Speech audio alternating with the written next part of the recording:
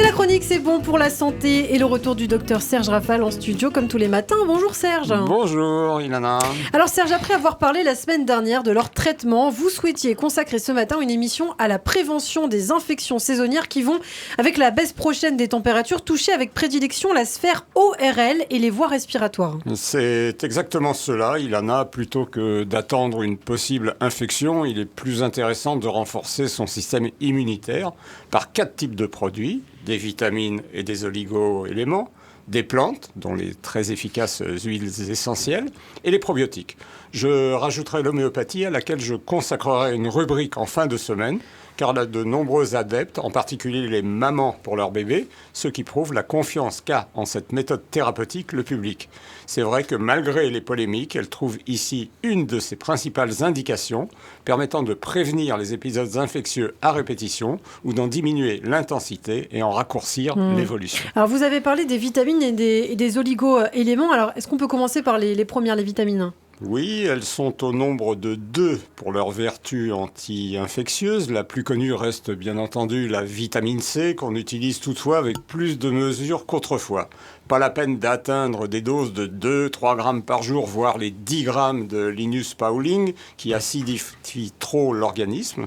Nous nous contentons actuellement des apports alimentaires, 2 fruits par jour, ou d'un demi-gramme d'une vitamine C naturelle type acérola, c'est une petite cerise brésilienne, et cynorhodon, l'églantier ou rosier sauvage.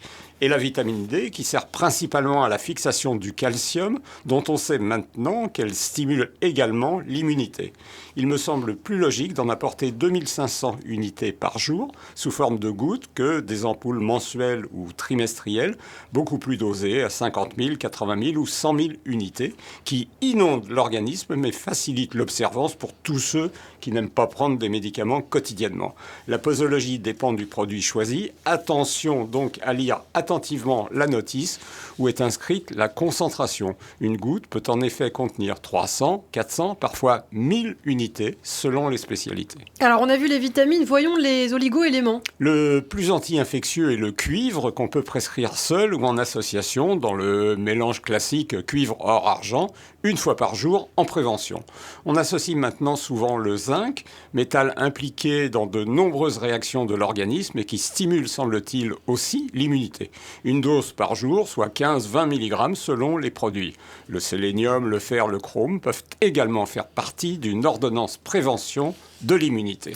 Qu'en est-il des plantes et des huiles essentielles ? Alors, 3 produits se dégagent. Une plante, l'échinacée pourpre, purpurea, largement utilisée par les Amérindiens avant l'avènement des antibiotiques.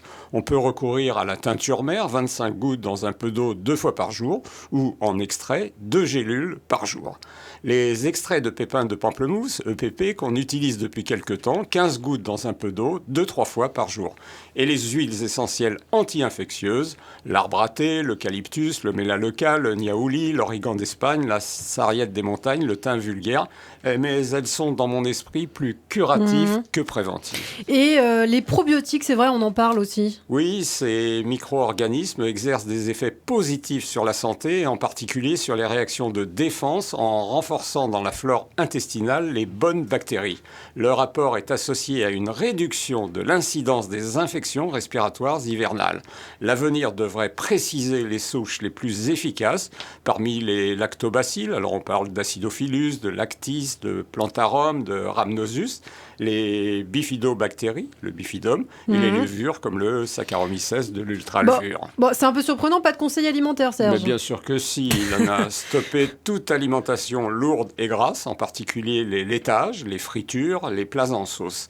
Privilégier les fruits et légumes verts, brocolis, choux, cresson, épinards, riches en vitamine C, l'ail et l'oignon, les épices, la cannelle, la cardamone, le gingembre, le girofle, supplémentés en germe de blé et en levure de bière, boire abondamment. Bien sûr. Alors en conclusion, qu'est-ce qu'on peut dire ? Écoutez, prévenir, c'est guérir. C'est une évidence que tout le monde connaît. J'y rajouterai un précepte de la médecine traditionnelle chinoise qui sous-tend cette rubrique. Le sage n'attend pas que les hommes soient malades pour les soigner. Il les guide quand ils sont en bonne santé. Eh bien, merci beaucoup, docteur, pour ces sages paroles. Le docteur Serge Rafal, qu'on a le plaisir de retrouver tous les jours sur Radio J.